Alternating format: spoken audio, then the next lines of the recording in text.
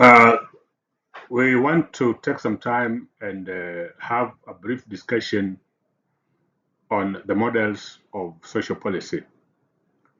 Model simply means the justification for the existence of social policy and the approach policymakers and policy implementers apply when enacting as well as when implementing policies. There are three broad types of policy models.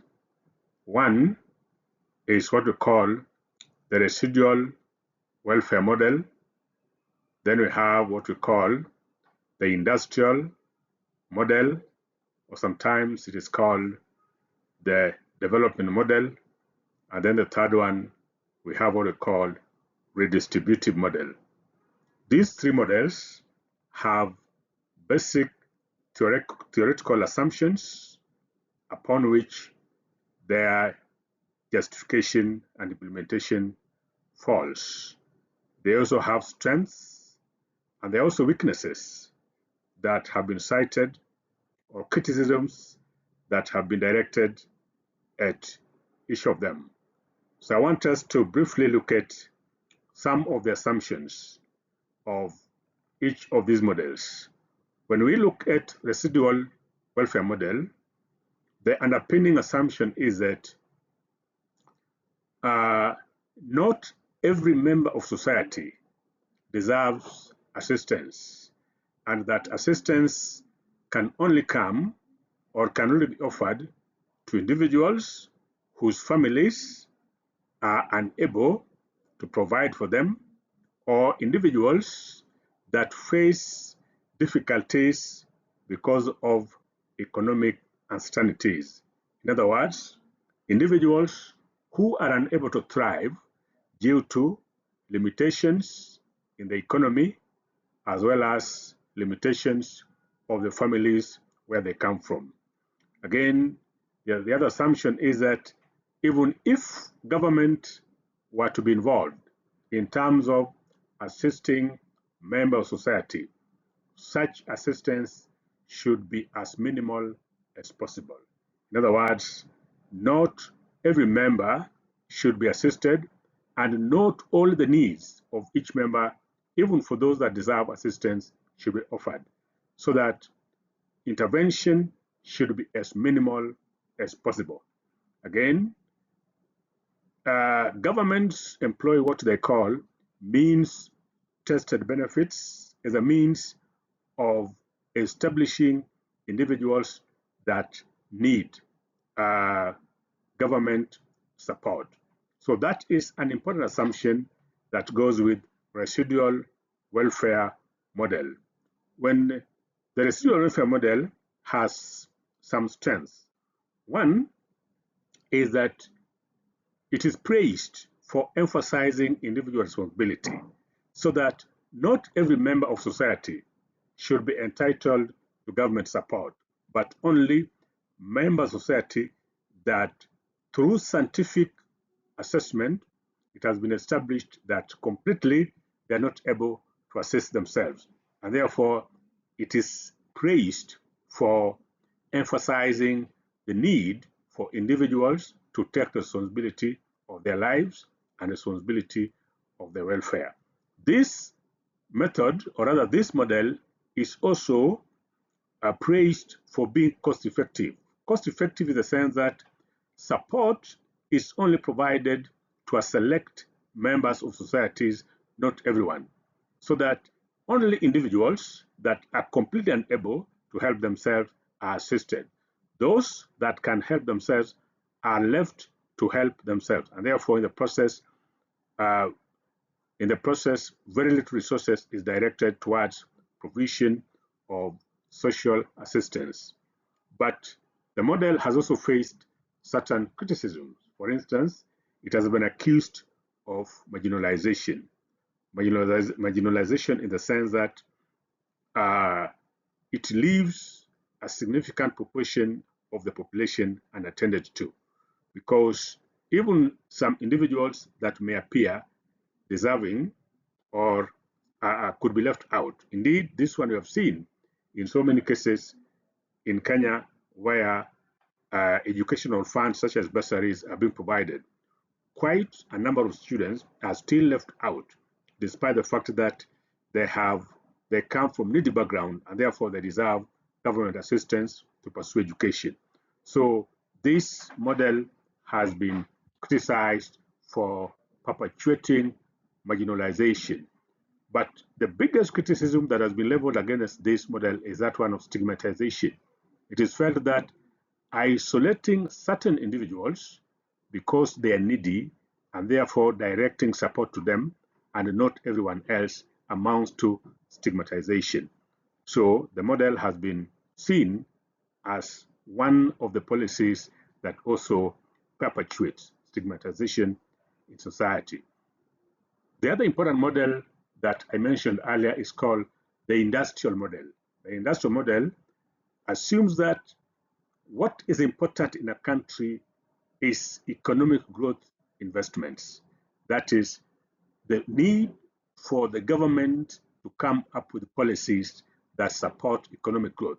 And through such economic growth, economy will improve and it will offer individuals opportunities, including those in need, to gain directly from the economic benefits of a growing economy. Again, it emphasizes significant investments in productive sectors so that job opportunities, income is available in people's pockets, and through that, they feel that we are likely to address the plight of individuals that are afflicted by poverty and others that are in need.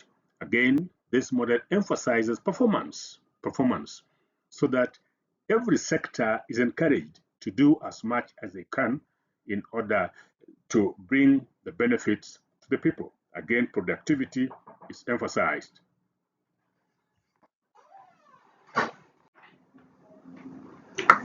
So the model emphasizes productivity as a means of assisting individuals that might be in need.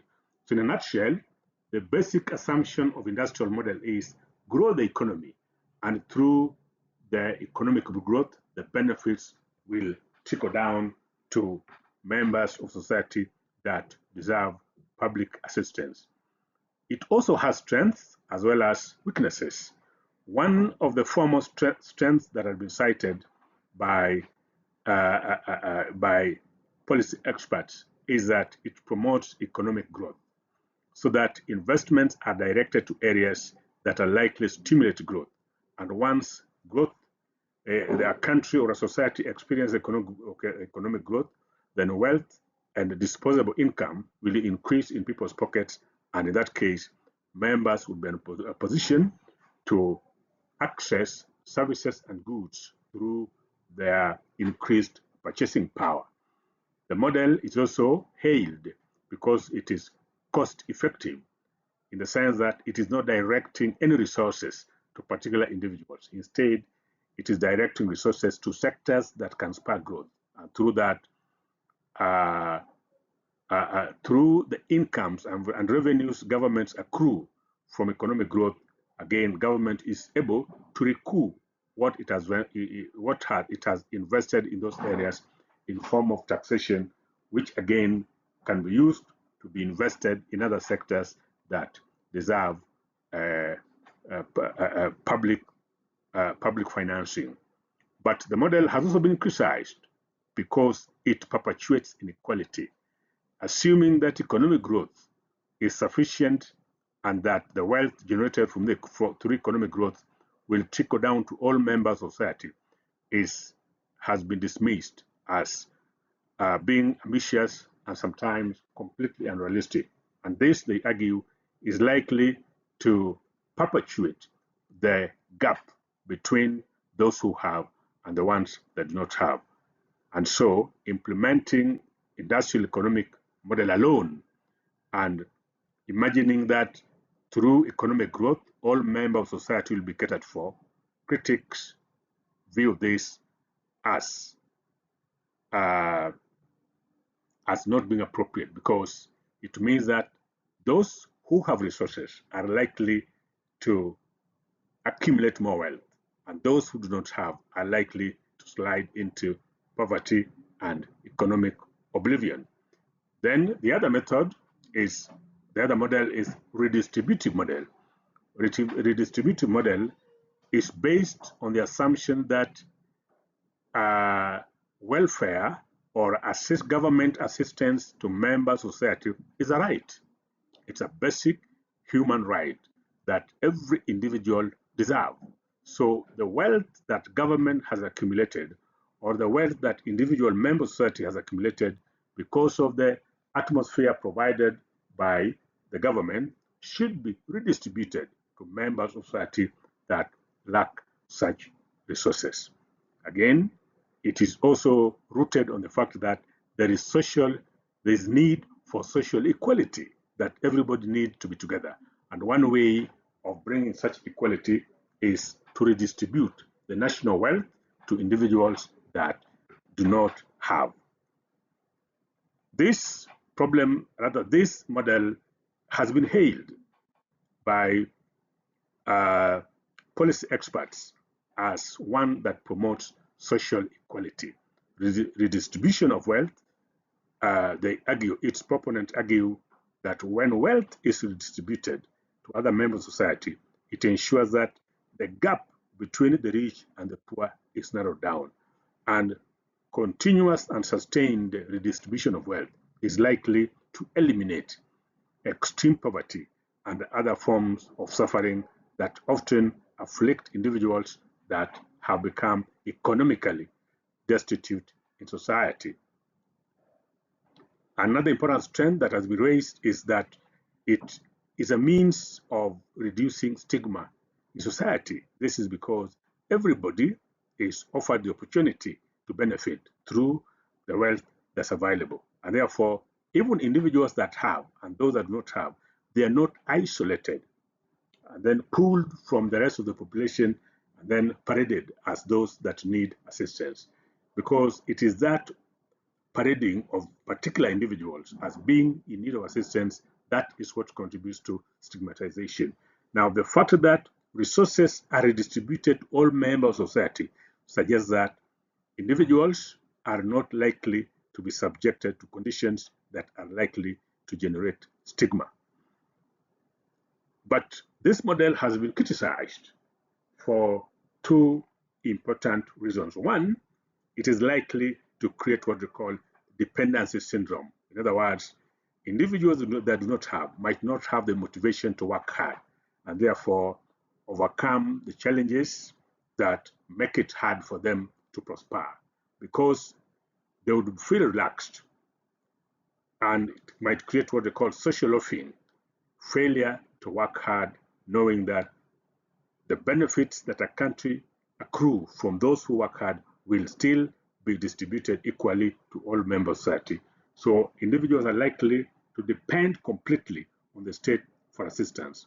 The second one is that it is costly because provision of government services to even individuals that are capable of doing so amounts to expenditure of government resources in very, very huge proportions. And in the process, it can stifle government investment in other sectors that are considered as being essential in spurring economic growth. Those are some of the criticisms that have been leveled against redistributive model. Thank you for your time.